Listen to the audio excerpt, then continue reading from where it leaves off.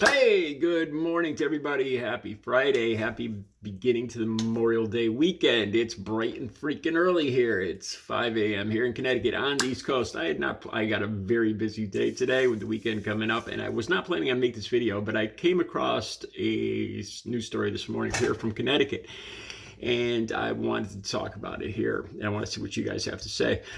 It's about legislation that just passed the House of Representatives, and it's likely to pass. It's gun restrictions, gun laws here in Connecticut. Connecticut has some of the strictest gun laws in the country, and coincidentally, they also have some of the lowest violent and property crimes in the country, and the longest life expectancy, and one of the healthiest states in the top 10 of all those. I'll get to that in a second.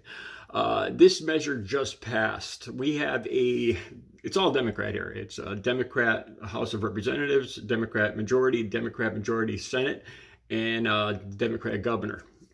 This bill, which bans open carry, that's the main one that I want to talk about, because I see no reason for open carry than to intimidate other people and to provoke other people. That's the only purpose I see for that, because that's what it does to me.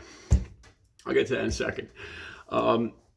So the initial, there's other parts to this. There's bans open carry. Now, just recently, the Supreme Court said that Americans have the right to carry a weapon. I don't think it involves open carry. I'm not sure about that. I don't know how this will gel with the Supreme Court ruling.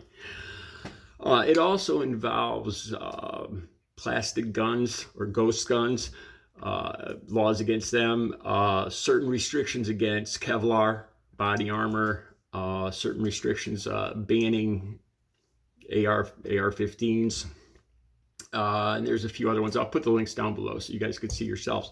Now, initially, this easily passed the House of Representatives here in Connecticut, like 90-something to 50-something, so it passed with no problem at all. And now it's going to go to the Democrat-led Senate, which they should pass. And the governor already, some of these initiatives are his own idea, so he's going to sign this. So it looks like it's going to go through. Like I said, here in Connecticut, there's a lot of downsides. There is a lot of regulation. It is tough on businesses here, but we also have some of the healthiest people in the country with those. Not the longest life expectancy. The longest life expectancy state, I believe, is Hawaii.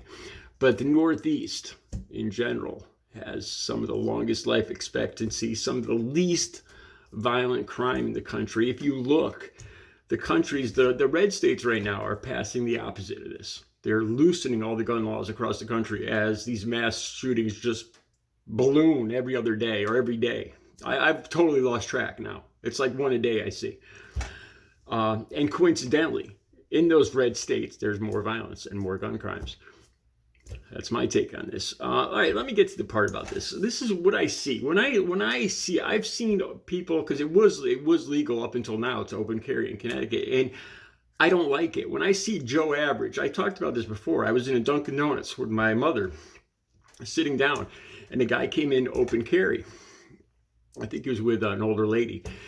And he just kept staring around at all the booths. Like, he had his back, the woman was ordering, and he was like watching everybody. I mean, he wasn't a cop, he was dressed normally and everything, but he looked like he was giving everybody a stink eye, like it was intimidating. When I see people do this, I don't know if it's a masculine impulse or whatever, or something from being picked on when I was a kid, but when I feel intimidated, I get the impulse to confront the person. You know, that's the way I deal with it. It's a fear response. I get the impulse to confront that person. I've never actually done this, but I could see myself doing it. What purpose is open carry? For what purpose does this accomplish? Does it hinder somebody potentially committing one of these mass incidents? Does it cut back on crime? I highly doubt it. I think the only thing it does is intimidate other people. Now, I wanted to talk about this too. Here in Connecticut, a lot of times you see these stickers on cars, the gun stickers for the NRA, and there's one here in Connecticut, CCC, Connecticut Open Carry. It's like 3 C's or something. And I've always kind of wondered why these people put these stickers on their car. They're basically saying, look, I have a gun. I support guns. And when you see these cars parked, I've seen these cars parked like, sitting in a parking lot in a forest, in a state park or something, left alone. And what they're basically saying is, I have a weapon in the vehicle. To me, it makes it more likely that somebody will try to break in that vehicle. Some unscrupulous person will try to break in that vehicle and steal the gun, thus leading to more problems down the road. Or you're driving down the road and somebody cuts you off, somebody runs a red light, and they've got this sticker on their car. It basically says, "Don't screw with me. Don't point out my driving because I'm packing." That's what I see when I see these people proudly proclaiming and remember, I've talked about this before. I grew up shooting guns. I inherited all my father's guns. I was shooting since I was like 4 or 5 years old. I've been hunting. I love hunting. We're not talking about hunting here. This is a whole different thing with people walking around carrying pistols on their hips. This is not the Wild West here. This is Yankee territory. This is New England. We don't need open carry. I'm very thankful that my little blue state, my little blue Democrat state, has passed this sane legislation in this time of mass shootings. You guys, let me know what you think. Have a good Friday and a good Memorial Day weekend. I'll be making videos from the beach. Stay tuned.